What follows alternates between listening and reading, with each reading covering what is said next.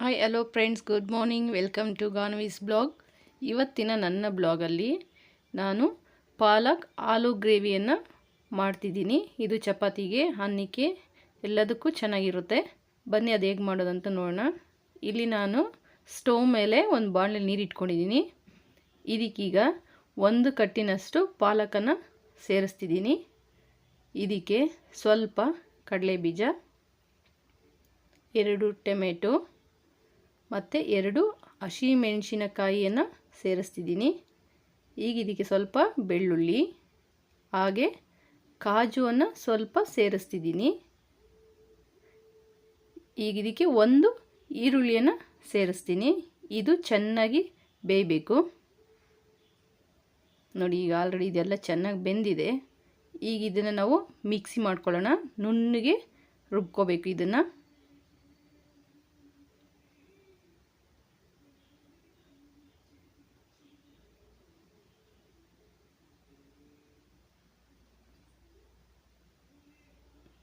ಈಗ ಒಂದು ಬಾಣಲೆ ಇಟ್ಕೊಂಡು ಅದಕ್ಕೆ ಆಯಿಲ್ ಹಾಕ್ಕೊಳ್ತಿದ್ದೀನಿ.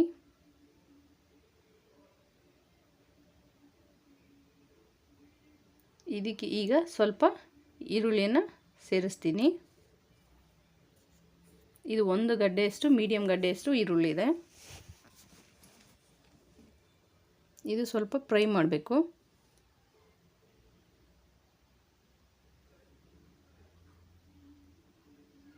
ಇದಕ್ಕೆ ನಾನೀಗ ಸ್ವಲ್ಪ ಉಪ್ಪನ್ನು ಸೇರಿಸ್ತೀನಿ.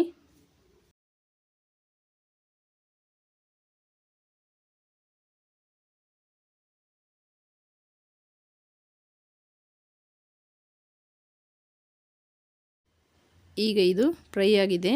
ಇದಕ್ಕೆ ಸ್ವಲ್ಪ ಅರಿಶಿಣ, ಅಚ್ಚ ಖಾರದ ಪುಡಿ ಹಾಗೆ ಧನಿಯಾ ಪುಡಿ ಇದನ್ನು ಸೇರಿಸಿ ಚೆನ್ನಾಗಿ ಮಿಕ್ಸ್ ಮಾಡಬೇಕು. ಇದು ಫ್ರೈ ಆದಮೇಲೆ ಈಗ ಇದಕ್ಕೆ ನಾವು ರುಬ್ಬಿಟ್ಕೊಂಡಿರೋಂಥ ಪಾಲಕನ್ನು ಸೇರಿಸ್ತಿದ್ದೀನಿ. ನೋಡಿ, ನಾನಿಲ್ಲಿ ನುಣ್ಣಗೆ ರುಬ್ಬಿಟ್ಕೊಂಡಿದ್ದೀನಿ. ಈಗ ಇದನ್ನು ಸೇರಿಸ್ತೀನಿ. ನಾನು ಇದನ್ನು ಮಿಕ್ಸ್ ಮಾಡಬೇಕೀಗ ಚೆನ್ನಾಗಿ.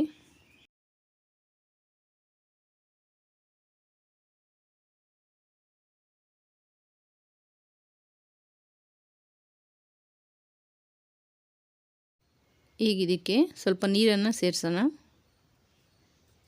ನಿಮಗೆ ಯಾವ ಅದಕ್ಕೆ ಬೇಕೋ ಆ ಅದಕ್ಕೆ ನೀವು ನೀರು ಸೇರಿಸ್ಕೋಬಹುದು. ಈಗ ನಾನಿಲ್ಲಿ ನೀರು ಸೇರಿಸಾಗಿದೆ. ಇದು ಸ್ವಲ್ಪ ಬೇಯಲಿ. ಅಷ್ಟರೊಳಗಡೆ ನಾವು ಒಂದು ಬಾಣಲೆ ಇಟ್ಕೊಂಡು ಸ್ವಲ್ಪ ಆಯಿಲ್ ಹಾಕೋಣ. ಇದಕ್ಕೆ ನಾನು ಆಲ್ರೆಡಿ ಆಲೂಗಡ್ಡೆನ ಬೇಯಿಸಿ ಕಟ್ ಮಾಡಿ ಇಟ್ಕೊಂಡಿದ್ದೀನಿ. ಅದನ್ನು ನಾವಿಲ್ಲಿ ಫ್ರೈ ಮಾಡಬೇಕು. ನೋಡಿ, ಇದು ನಾನು ಬೇಯಿಸಿ ಕಟ್ ಮಾಡಿ ಇಟ್ಕೊಂಡಿರೋವಂಥದ್ದು. ಈಗ ಇದನ್ನು ಎಣ್ಣೆಯಲ್ಲಿ ಸ್ವಲ್ಪ ಫ್ರೈ ಮಾಡೋಣ.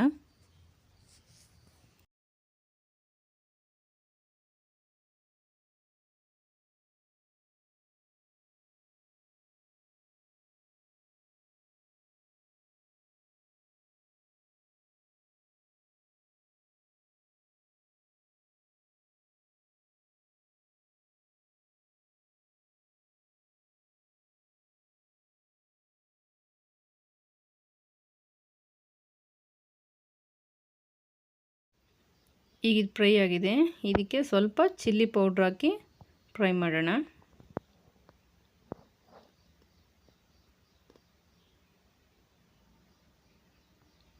ನೋಡಿ, ಈಗ ಆಲ್ಮೋಸ್ಟ್ ಎಲ್ಲ ಫ್ರೈ ಆಗಿದೆ. ಈಗ ಇದನ್ನು ನಾವು ತೆಗೆದು ಪಾಲಕಿಗೆ ಸೇರಿಸೋಣ. ನೋಡಿ, ಇದು ಬೆಂದಿದೆ. ಈಗ ಇದಕ್ಕೆ ನಾವು ಫ್ರೈಡ್ ಮಾಡಿರೋಂಥ ಪೊಟ್ಯಾಟೋನ ಸೇರಿಸ್ತಿದ್ದೀನಿ. ಈಗ ಇದನ್ನು ಚೆನ್ನಾಗಿ ಮಿಕ್ಸ್ ಮಾಡಿ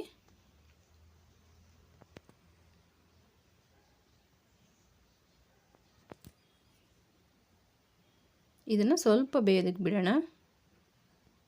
ಈಗ ನಾನು ಇದಕ್ಕೆ ಸ್ವಲ್ಪ ಗರಂ ಮಸಾಲಾನ ಸೇರಿಸ್ತಿದ್ದೀನಿ. ತುಂಬ ಬೇಡ, ಸ್ವಲ್ಪ ಸಾಕು.